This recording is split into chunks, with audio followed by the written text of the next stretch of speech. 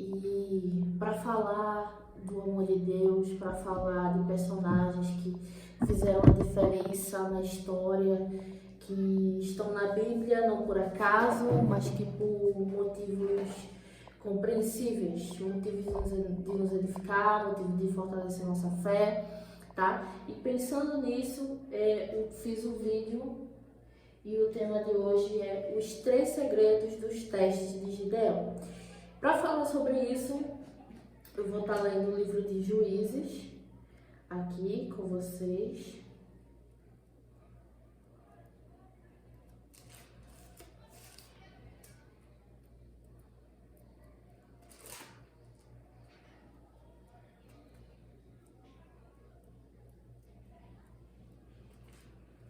Só um momento.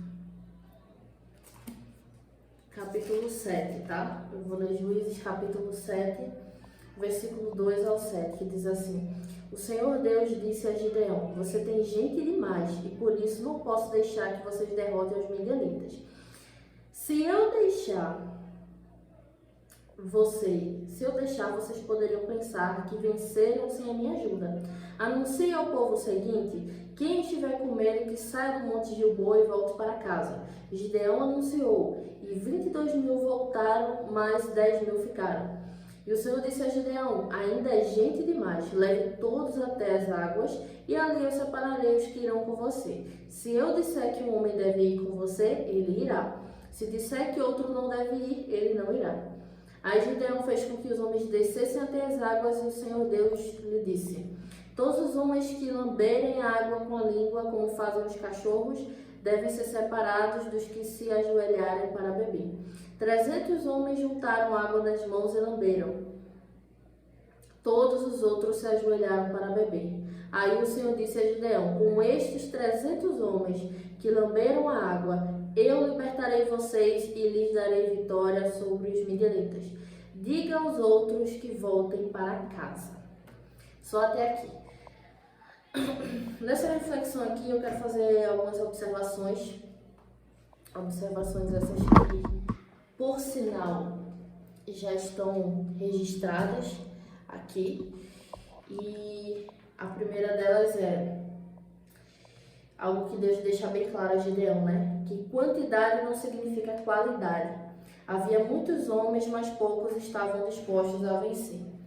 De fato, havia muitos homens ali com Gideão, mas é algo incrível que nós não conseguimos fazer e que só Deus consegue fazer. É que Deus sonda o coração, né? Deus conhecia o coração de todos os homens que estavam ali diante daquela peleja, né? Estavam ali dizendo que iam vencer a guerra e tudo mais. Só que Deus viu no coração de muitos daqueles homens, ele viu vaidade. Ele viu vaidade. Ele viu duas coisas, ele viu medo e ele viu vaidade. Aí ele diz a Gideão: olha, Gideão, se esses homens lutarem, né, e vencerem, eles vão dizer que eles venceram pela força do braço deles. Eles não vão dizer que venceram por minha causa, que sou eu que lhes darei a vitória. Jesus não gosta de dar o crédito a ninguém, entende? A glória que é dele e de mais ninguém. Ele não gosta de dividir aquilo que lhe pertence com nenhum outro ser, nem na terra, nem fora da terra, entende? O que acontece é isso, você entende o que acontece, né? A partir do momento que a Bíblia diz que havia um anjo que queria ser como Deus, né? Ali Deus já fica atento, porque a glória que é dele, ele não dá a ninguém. Então ele viu medo e ele viu vaidade. Ele viu duas coisas que ele não aprova. E o primeiro teste que ele pede: olha, Gideão, se diga aos homens que quem estiver com medo que recue. Em outras palavras, nenhum homem ali lutou porque estava sendo obrigado a lutar aquela batalha. Certo? Ninguém aqui estava ali foi obrigado a lutar aquela batalha, querido. Até mesmo as batalhas das nossas vidas, Deus não nos obriga a lutarmos a batalha. Deus não vai lá dizer: olha, você vai vencer e ponto, e você tem que ir e acabou. Não, Deus nunca vai nos obrigar a vencer uma batalha. Amém? Deus não vai nos obrigar. O primeiro passo é a gente ter que querer, certo? Segundo é a gente entender que Deus não dá sua glória a ninguém. Então não adianta a gente ter vaidade. Não adianta ter vaidade, certo? Um outro ponto é o primeiro dos testes, né, que Deus faz com o Gideão. Ele mostra que quantidade não significa qualidade, porque de todos os homens que estavam ali, poucos realmente estavam dispostos a vencer. O segundo ponto, o medo nos faz recuar, enquanto a coragem, ainda que parados fisicamente, no plano espiritual prosseguimos. Rubinho, o que você quer dizer com isso? Como eu falei ali, havia vaidade naqueles homens e havia medo. Havia essas duas coisas, né? E aí Gideão faz um anúncio: olha, quem tiver com medo, vocês não estão sendo obrigados a lutar. Se vocês querem voltar para casa, se vocês estão com medo, vocês estão livres para fazer isso. E aí, muitos voltam e desistem, né? E ali fica uma porção um pouco menor de homens comparado a todos que se alistaram. E a gente pode pensar assim, certo, quem estava com medo retornou, os demais ficaram. Não, os demais eles não ficaram no mesmo, eles poderiam ficar no mesmo lugar, né, fisicamente, eles estão ali. Mas no plano divino e espiritual eles avançaram no teste e avançaram por não ser vaidosos e não terem medo. Eles avançaram por essas duas questões. E aí o que acontece é isso, né? A gente pensa, quem ficou com medo foi embora, verdade. Os vaidosos foram embora, verdade, foram embora. Os vaidosos foram embora e os que estavam com medo foram embora. E os demais que ficaram, eles ficaram fisicamente falando, eles não se moveram, porque eles não desistiram da peleja. Mas no plano espiritual daquela peleja, eles avançaram. Você entende que tem situações das nossas vidas que mesmo quando você se sente aparentemente parado, você está avançando? Por que você está avançando? Porque você está permanecendo no propósito, porque você permanece crendo naquilo que Deus te confiou e te prometeu, porque você permanece se alimentando espiritualmente da leitura da palavra, do devocional e procurando alimentar a sua fé. Você pode estar aparentemente parado, mas no plano espiritual, cada vez que você continua crendo em Deus, cada vez que você não desiste, cada vez que você permanece, você está avançando. Caminhar, prosseguir, avançar, enquanto na vista dos outros estamos parados no mesmo lugar. Na vista do plano espiritual nós estamos crescendo e avançando. Foi o que aconteceu com esses homens que ficaram. Os covardes e medrosos se levantaram e foram embora. E os demais que realmente por dentro estavam dispostos a ir em frente, permaneceram no lugar. Ficaram lá. E o ato de fazer com que eles permanecessem no lugar automaticamente fez com que eles avançassem para vencer aquela guerra. Do mesmo modo nas nossas vidas. O ponto 3. Quem bebeu água com o rosto no rio queria se refrescar, descansar. Estavam despreocupados com o que iria acontecer. Enquanto os que beberam com a mão estavam atentos, de prontidão e preparados para qualquer ocasião. Os que foram no rio e colocaram o seu rosto, né, na água, eles queriam se refrescar, eles queriam descansar. Eles estavam ali fisicamente, mas por dentro eles não compraram de fato aquela briga, aquela peleja que Gideão estava para pelejar. Então Deus mostra isso a Gideão. E os que pegaram a água com a boca, veja bem, ele pega a água, leva até o rosto. Quando ele faz isso, ele tem os olhos e ele tem o corpo totalmente pronto para se defender de qualquer ataque. Imagine que fosse acontecer alguma guerra 1 minuto depois deles bebessem água. Os que estavam com o rosto em água tinham muito mais chance de morrer. Agora, os que estavam bebendo com a mão, eles estavam vigilantes. Eles estavam com a água aqui na mão, ao mesmo tempo em que eles poderiam olhar ao redor, vigilantes, atentos, e a qualquer movimento eles poderiam saltar com muito mais facilidade para se defender e para atacar. Então, às vezes até os movimentos que damos, eles dizem sobre nós, né? Ali o que Deus estava ensinando a Gideão era a linguagem corporal. Foi isso que Deus estava ensinando a Gideão. Inclusive a linguagem corporal é matéria de estudo até os dias de hoje. Pessoas que dizem sem dizer. Por que dizem sem dizer? Porque eles não dizem com a sua boca, mas eles dizem com o seu comportamento. Entende? Existe linguagem corporal que explica sobre mentira, como identificar quando a pessoa está mentindo, como identificar quando a pessoa está... Tudo isso estudo de linguagem corporal. De você não abrir a boca e dizer, olha, eu engano as pessoas, eu sou falso. Mas que com certos tiques de comportamento você consegue entender. E foi isso que Deus ensinou a Gideão. Gideão, olha, quem está com o rosto na água bebendo, não está preparado. Ele está ali fisicamente, mas inconscientemente ele quer descansar, ele quer se refrescar.